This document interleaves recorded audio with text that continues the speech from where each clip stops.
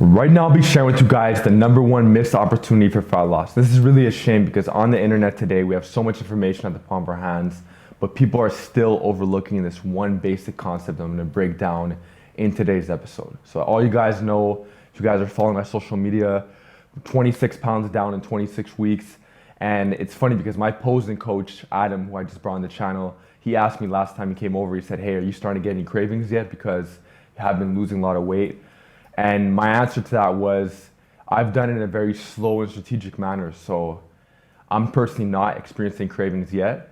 But this week in particular, and this is why I'm making this video, the cravings started to gang up on me a little bit more. So I had to revise my strategy a bit, manipulate a couple of different variables, change things up. And that's what today's episode is all about. It's appetizers. Because when you start cutting weight, say you weigh, for example, 250 and you're eating over 4,000 calories, it's not that much of a big deal for that person to eventually drop down to 3,500, go to 3,750, because the window is still big. But that person who's 250 trying to get down to 225, it might not be that much of a huge obstacle for that person. It could still be done. But at the same time, where you have somebody who's, let's say, 180, they want to get down to 160, it's a whole different ball game for the most part, because this person has less calories to work with. Their window for the day of calories is much smaller. So they have to be much more strategic. They might only be working with 1,900 calories, maybe 1,950, maybe 2K calories for the day. And that person is just one wrong meal away from already being in a surplus. So my personal window for the day isn't that much either. I'm only around 2,400 and I'm trying to get down to 180. And shout out to everybody who's still following me on this cut. I started this 26 weeks ago, but anyways, I'm personally in a position now where I cannot mess up. I can't just go out to a restaurant and just eat a bunch of random foods because it's gonna put me in a surplus. I have to be more strategic because the window isn't as big. So the #1 key I wanna break down today's episode, the topic is appetizers. Because I've noticed a lot of people, even myself, could easily fall into this trap where if we just eat our regular meals, we might not be super satiated after the meal because sometimes it's not that big. So the thing with appetizers, and I'm really starting to incorporate these a lot more into my regiment, is because it's basically gonna help satiate you. So a lot of people, for example, when I was bulking or when people are just maintaining their weight, they might just have one big meal. And that's perfectly fine. But if you have goals of, cutting down, you really wanna get a lot sharper, lean down, you would really benefit from having appetizers. And a good template or a good example of what I've personally been using for myself, and you guys could possibly get some ideas from this, is I'll basically have an appetizer before every meal. So I recently started integrating this where before my breakfast, I'll basically have pears sliced up into a bowl, or I'll have apples sliced up into a bowl. I'll have 1 to 2, but at the bare minimum it's 1, and at the most it's 2, but on average it's about 1.5. And I'll basically have this, and it'll take me roughly 5 minutes to have this.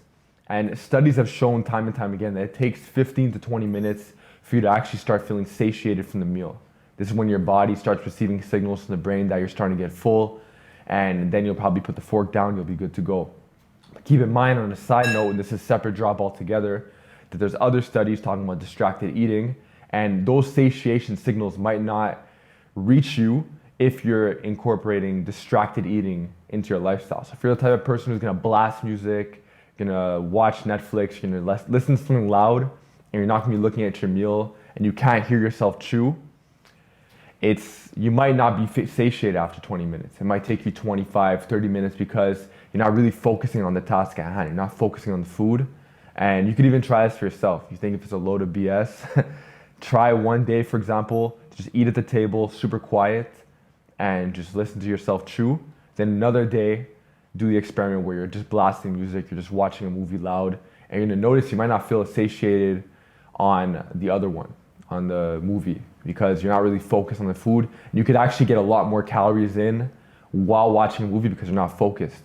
So this might actually lead to you being in a surplus. So back to the main point. I'm basically gonna eat my appetizer, and if I'm eating in a very calm environment where it's very quiet, that means in roughly 15 to 20 minutes I will feel satiated. But the appetizer is gonna cut a good maybe 5 minutes right off the bat. So I basically have 10 to 15 minutes to eat my meal. Keep in mind, when I eat my meals, I'm eating at a very slow tempo. So I'm not rushing through these meals. This isn't a competition. This isn't like some pizza eating competition like I've done once in the past. This is just a regular meal where I'm just taking my sweet time. And if I'm at the table with people, I might have a little chat just to help me reach that satiation point a lot faster. So the pears and the apples, they have very low amounts of calories. The fiber intake is high on the pears. There's a lot of water in it.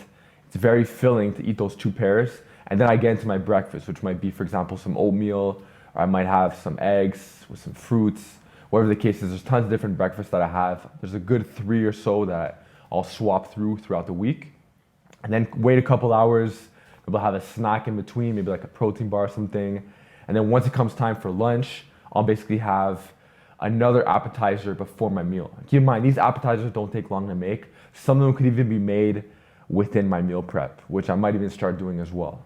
So I actually have, if you guys in the comment section want to know how I do my soup, let me know and I'll definitely show you guys how.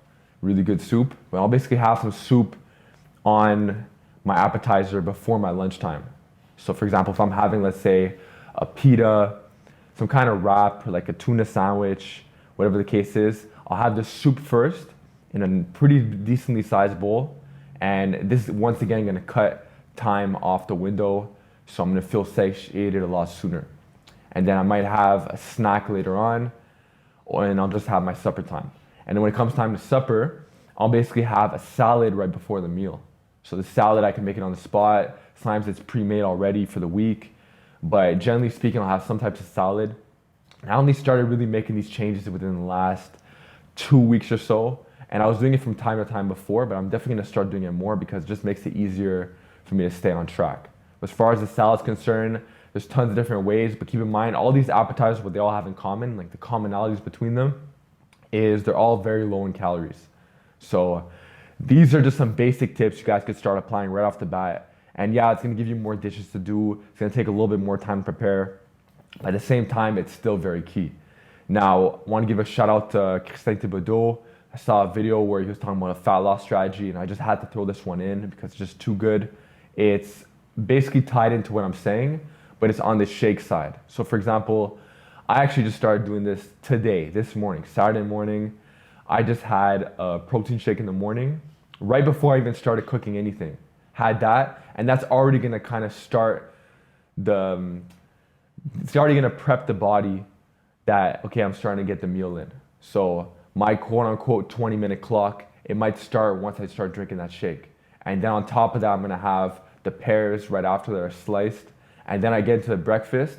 By the time the breakfast is done, I'm super satiated, I'm very full, and not just full for like an hour. I'm good for a couple hours, get a nice training session in like this morning, hit a pull workout, and then roughly like 4 hours later, maybe 4.5, 5, is when I got into the lunchtime. And then supper time came a couple hours later. But this is just a really big point. I know it sounds very obvious to certain people, but I want you guys to start doing this if you're trying to lean down, man. Appetizers are so underrated, and that's pretty much it. So let me know in the comment section below, what's your experience with appetizers? Do you personally have any? Or did you learn something new from this video, and are you gonna start incorporating some appetizers into your own personal nutrition regimen? If you guys have any other questions about satiation strategies, I have tons of other ones under my belt, and I'm gonna keep pulling out more. I'm gonna keep using them myself, and you guys are gonna see the proofs in the pudding for myself, my clients.